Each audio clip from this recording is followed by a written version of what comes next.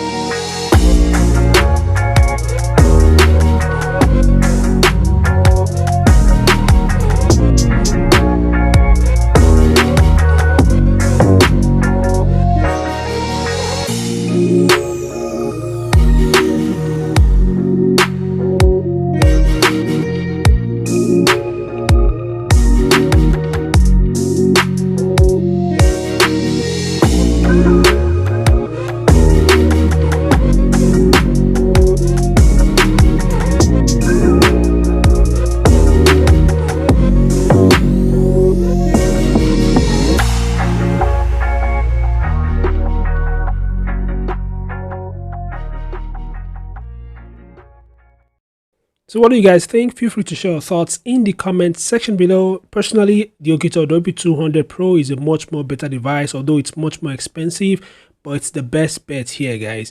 But what do you guys think? Feel free to share your thoughts in the comment section below. Thanks for watching. Subscribe to the channel and I'll see you guys in the next update. Peace out.